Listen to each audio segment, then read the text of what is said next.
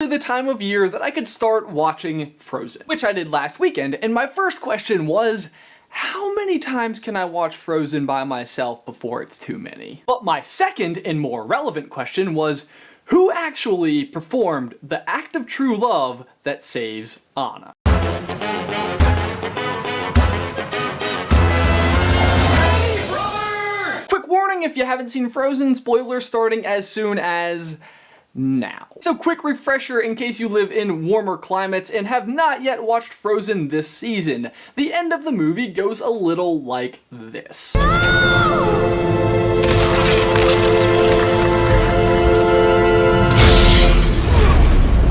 Of course, the reason she freezes because earlier in the movie, Elsa lost control of her ice powers and hit her with an ice blast, giving her a frozen heart. A condition which can only be cured by an act of true love, or else she will turn into a frozen sword-stopping statue forever. Except maybe not actually forever, because shortly after freezing she does in fact thaw and everyone lives happily ever after. Well, except Hans. The question is though, who performed the act of true love that allowed her to thaw? The most obvious answer, of course, is that Anna herself performed the act when she stopped the sword from striking Elsa. I mean, seriously, what says independent woman more than performing your own life-saving act of true love? This would seem like the most likely answer, because immediately afterwards, Anna admits to Elsa that she saves her because she loves her, and Olaf then connects all the dots and exclaims, "An act of true love will thaw a frozen heart." But all we really have to go on here is Olaf's word, which would be great, except Olaf also describes other scenarios as acts of true love. Here are his words exactly. Love is putting someone else's needs before yours. And immediately before that, he says, "Please, Olaf, you can't stay here. You'll melt." I am not leaving here until we find some other act of true love to save you. See, so by his own definition, Olaf himself is performing an act of love for Anna as a snowman staying by a fire to comfort her during a time of need. Some people are worth melting for. So is Olaf actually the hero? Well, I bet that he actually would had he just let himself melt.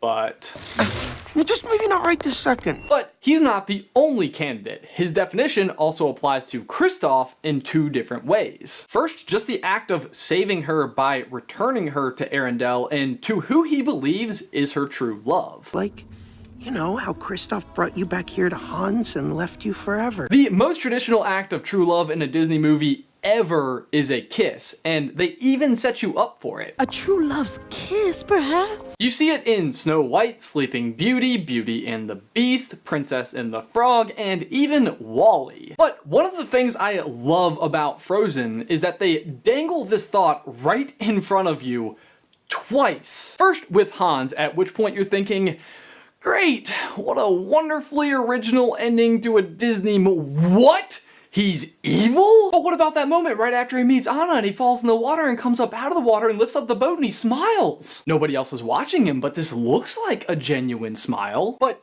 he knows he's evil at this point, right? Why is he smiling? Is he smiling at the horse? But I really think it's for the best though. Who wants a lifelong partnership with somebody who is constantly finishing your sandwiches? I feel like I'd always be hungry. Not to mention, Of the Southern Isles is a mouthful of a last name. What's his last name?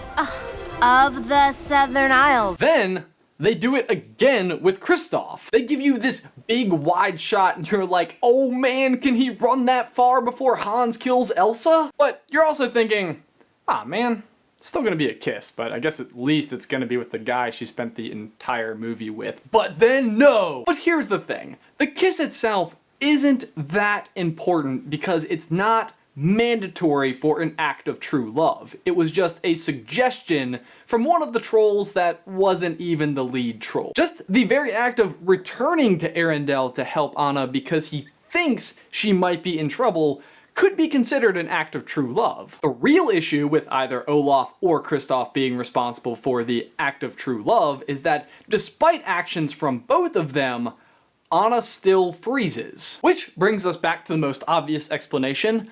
Anna performing her own act of true love. If her jumping between Hans and Elsa was the act of true love, how come she still freezes in that exact moment? Shouldn't her trying to stop the sword stop her from freezing? Shouldn't she be missing half of a hand? And the whole movie would have been bumped up to a PG-13. So, if the act of true love wasn't performed by Kristoff, or Olaf, or Anna herself, then it has to be what happens next, when Elsa hugs her sister, finally opening that door that she closed on her so many years ago.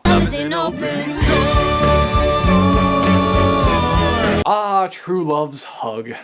Has a nice ring to it. Hashtag true love's hug. For my question of the day, who do you think performed Anna's act of true love? Leave your thoughts in the towel section down below. Guys, thanks for watching this video. Be sure to like it and subscribe to the channel if you haven't already. If you'd like to see more Frozen action from us, you can click right here to figure out who is the Prince of Arendelle.